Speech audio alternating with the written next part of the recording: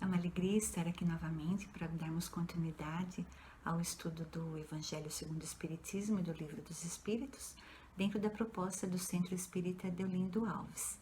Hoje nós vamos refletir um pouquinho sobre um trecho do capítulo 9, Bem-aventurados os mansos e pacíficos. E nós vamos falar sobre uma grande virtude, que é a afabilidade. Então, vou ler primeiro o trecho aqui, é o item 6, a afabilidade e a doçura. A benevolência para com os semelhantes, fruto do amor ao próximo, produz a afabilidade e a doçura, que são a sua manifestação. Entretanto, nem sempre se deve fiar nas aparências, pois a educação e o traquejo do mundo podem dar o verniz dessas qualidades. Quantos há cuja fingida bonomia é apenas uma máscara para uso externo, uma roupagem cujo corte bem calculado disfarça as deformidades ocultas. O mundo está cheio de pessoas que trazem o sorriso nos lábios e o veneno no coração, que são doces, contanto que ninguém as moleste, mas que mordem a menor contrariedade, cuja língua, dourada quando fala face a face, se transforma em dardo venenoso quando falam por trás. Não basta que os lábios destilem leite e mel, pois se o coração nada tem com isso, trata-se de hipocrisia. Aquele cuja afabilidade e doçura não são fingidas, jamais se desmente. É o mesmo para o mundo ou na intimidade, e sabe que se pode enganar os homens pelas aparências, não pode enganar a Deus.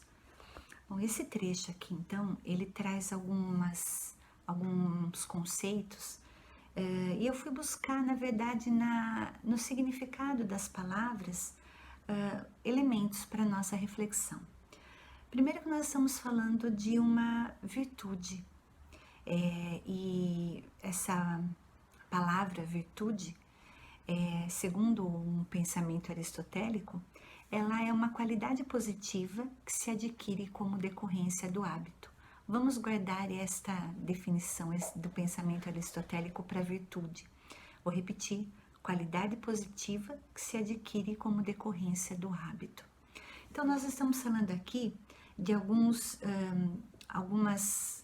conceitos importantes sobre benevolência e afabilidade e doçura, que são quase que semelhantes. A benevolência, em primeiro lugar, e eu aqui como professora de língua portuguesa, lógico que apelo sempre para o significado da palavra, mais do que isso, para a força que ela tem. A palavra benevolência, ela vem do latim benevolentia, que significa demonstrar bondade ou boa vontade em relação a outras pessoas, revelando empatia. Então, quando se fala aqui que a benevolência produz a afabilidade e a doçura, então, ser benevolente é demonstrar boa vontade para com o próximo, é estar aberto a ajudar, a auxiliar, e aqui ele fala que é revelar empatia. Empatia nada mais é do que você se colocar no lugar do outro, você sentir a dor do outro, você procurar enxergar o outro não com os seus olhos, mas com os olhos dele mesmo. Na verdade, se nós formos pensar com os ensinamentos de Jesus, nada mais é do que quando ele diz amar ao próximo como a si mesmo.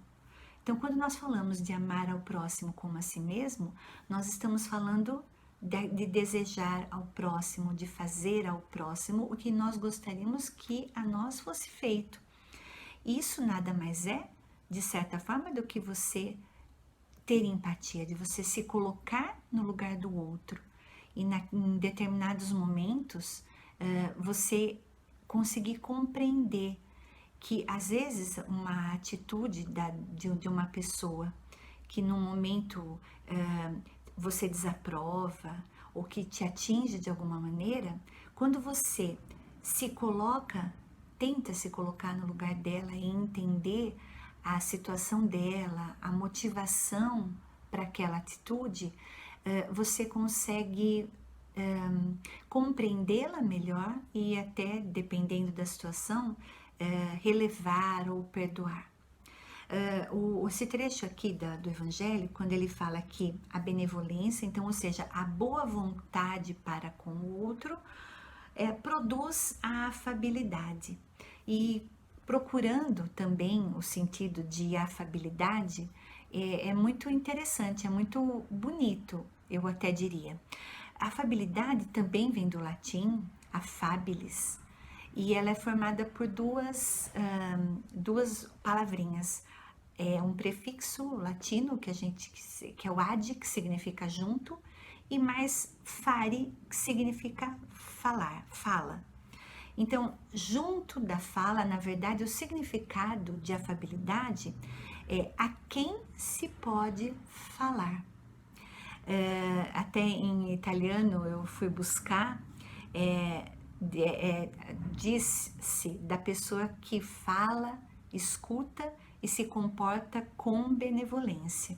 Então, quando nós falamos de que a benevolência, lembrando a boa vontade para com o outro, produz a afabilidade, significa que quando você tem boa vontade para com o outro, você está disposto a falar, a ouvir e a se comportar de uma forma em que você consiga ajudar, em que você consiga agir de uma forma positiva em relação às situações.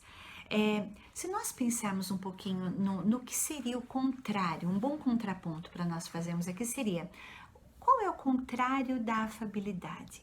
O contrário é a rudeza, é a irritação, é a ira, a impaciência, ou seja, todas os instintos, né? Na verdade sempre são formas de agir quase que instintivas no ser humano. Então, quando alguém nos trata mal, quando alguém nos contraria, quando alguém tem alguma atitude para conosco que nos desagrada, a primeira reação sempre é devolver, como nós vemos, na mesma moeda. Então, a primeira reação é, se você é tratado com rudeza, ser rude também. Se alguém faz alguma coisa que você não gosta, que te contraria, você fica irritado e, dependendo da situação, irado até, né? Ou impaciente. E aí nós voltamos lá, quando nós falamos das virtudes e do pensamento aristotélico de que é uma qualidade positiva que se adquire como decorrência de um hábito. Então, praticar ser benevolente, praticar a afabilidade não é uma coisa fácil, não é uma coisa simples. A afabilidade é uma virtude que precisa ser posta em prática. Não é algo que você faz de uma hora para outra. Por quê? Porque ela contraria o nosso instinto. Então, o nosso instinto de revidar, que vem lá de dentro da gente, às vezes, em determinadas situações, em que a primeira coisa que você quer é responder, você se irrita facilmente, você grita, você briga. Então, ser afável, praticar, chegar a ter essa virtude, não é da noite para o dia que nós conseguimos. Nós temos que praticar. Então, é uma qualidade positiva que se adquire em decorrência de um hábito. E algo para se tornar um hábito tem que ser praticado todos os dias e dia a dia. Nesse sentido, nós podemos tocar na questão do Livro dos Espíritos. Na questão 919, se pergunta assim aos espíritos: qual o meio prático mais eficaz para se melhorar nesta vida e resistir ao arrastamento do mal? E a resposta é muito curta. Um sábio da antiguidade vos disse: conhece-te a ti mesmo. E aí a gente toca aqui numa questão muito importante para quem quer melhorar, para quem quer crescer, para quem quer de verdade evoluir e cumprir com aquilo que foi combinado antes da nossa vinda aqui, mais uma existência corpórea nesse plano, que é essa questão do conhece-te a ti mesmo. Ela nos leva imediatamente para a questão da reforma íntima.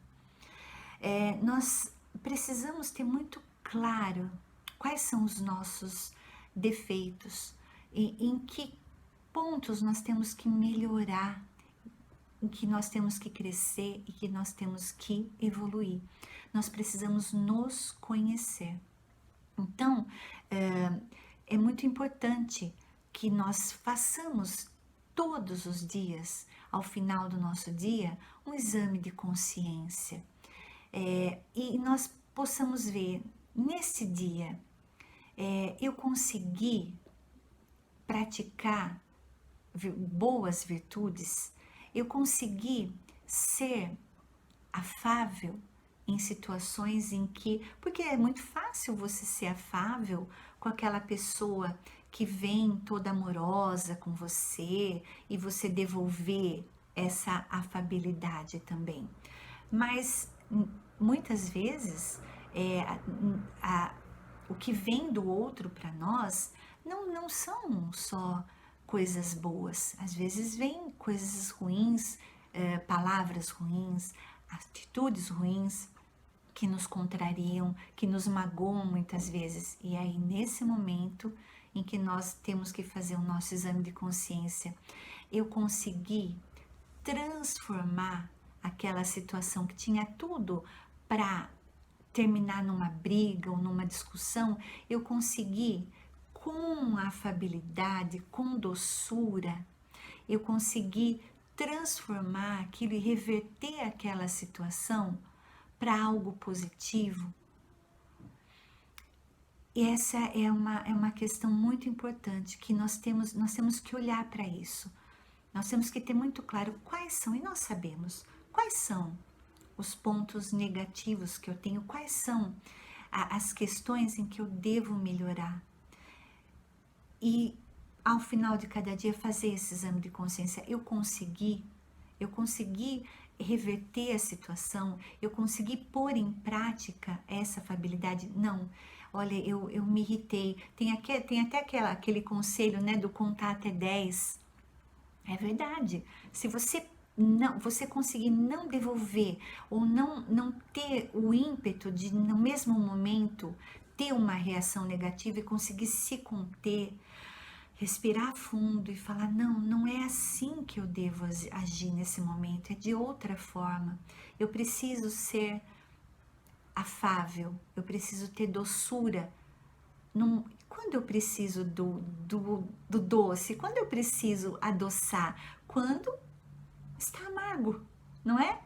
Quando a situação já é favorável, quando já está doce, eu não preciso adoçar ainda mais, não é?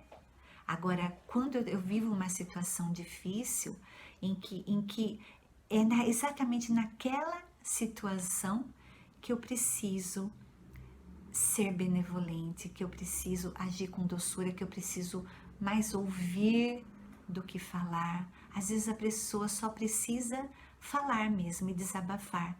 E a partir do momento em que você ouve e você não fala ou não revida no mesmo tom, em que você não se irrita ou que você não responde com rudeza para essa pessoa, às vezes só isso já é suficiente para abrandar o coração dela, para fazer com que a situação se transforme, de ruim ela acabe se transformando numa situação positiva. Nós temos muitos exemplos na história contemporânea, na nossa história recente, de muitas pessoas que conseguiram, com afabilidade, com doçura, grandes feitos. E pessoas que precisaram sim domar os seus instintos para que elas conseguissem cultivar essa virtude. na verdade, um grande exemplo que nós temos, o maior deles, é o exemplo de Jesus, que em muitas situações em que ele foi colocado durante a experiência dele aqui nesse plano, ele foi extremamente doce e afável com as pessoas que vinham provocá-lo ou querer que ele se comportasse de uma maneira que não era a maneira correta. E ele sempre procurou ponderar, sempre procurou ouvir as pessoas e sempre afável, sempre acolhendo as pessoas. Temos exemplos também de pessoas mais normais, muito menos evoluídas, e a gente usa esses exemplos, na verdade, para mostrar que todos nós podemos. Por exemplo, lógico, o Chico Xavier, em inúmeras situações, só vou aqui citar uma. Todo mundo se lembra do episódio da entrevista à revista Cruzeiro do Sul, em que o Jean Manzon e o David Nasser, repórteres, se fizeram passar por repórteres estrangeiros e para enganar o Chico. Sabemos dessa história. E alguns anos depois, o David Nasser ele resolveu visitar o Chico novamente e conta a história que o Chico ele o recebeu com muita gentileza, com muita afabilidade e nem tocou no assunto ocorrido há alguns anos atrás. Talvez se fôssemos nós iríamos tirar satisfação. Por que você fez isso comigo? A gente ia querer voltar naquilo. E o Chico não, ele simplesmente o recebeu com afabilidade, com doçura. Nós precisamos só nos lembrar que o Evangelho ele faz um alerta muito importante, que há muitas pessoas que são afáveis e dóceis, mas apenas por conveniência. Então, é importante a gente entender que a afabilidade e a doçura são virtudes que vêm do mais profundo do nosso ser e elas podem muito mais ser vistas realmente nas situações de dificuldade, nas situações de conflito, né? Porque existem pessoas super amáveis e gentis no trato do dia a dia, mas que de verdade no trato com familiares, no íntimo do seu lar, são pessoas completamente diferentes, né? Quando se fala aqui de afabilidade e doçura como virtudes, nós estamos falando de virtudes que vêm e de atitudes que vêm do mais profundo do ser da pessoa e está presente em todas as situações e principalmente naquelas mais difíceis. Nós estávamos falando também de exemplos. Então, nós temos o Gandhi, por exemplo, que também foi um grande exemplo de afabilidade, de doçura.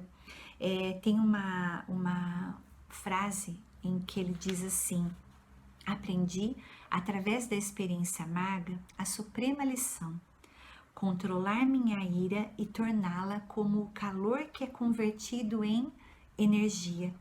Nossa ira controlada pode ser convertida numa força capaz de mover o mundo. Olha que interessante, né? E Gandhi diz que ele aprendeu através de amarga experiência.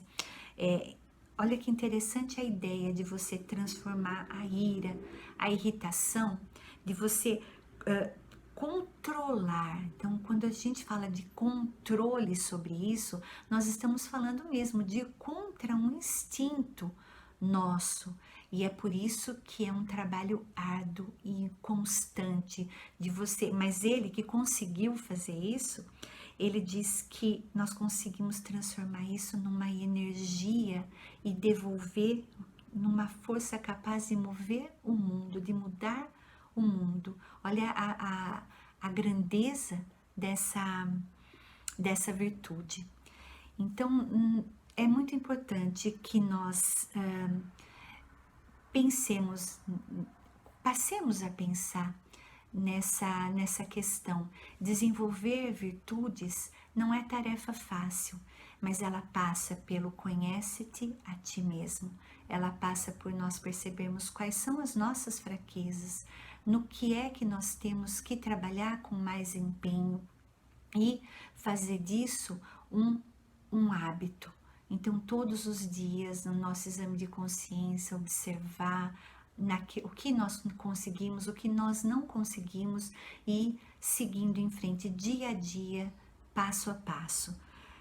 Para finalizar, eu deixo aqui uma frase importante também a esse respeito, de Madre Teresa de Calcutá. Ela dizia assim: não devemos permitir que alguém saia da nossa presença sem se sentir melhor e mais feliz. Então, por mais difícil que seja a situação, por mais difícil que o nosso irmão chegue diante de nós, por mais difícil que seja a atitude dele diante de nós, se nós conseguirmos que esse irmão saia da nossa presença um pouquinho melhor e um pouquinho mais feliz, nós já teremos dado um grande passo. Muito obrigada e até a próxima.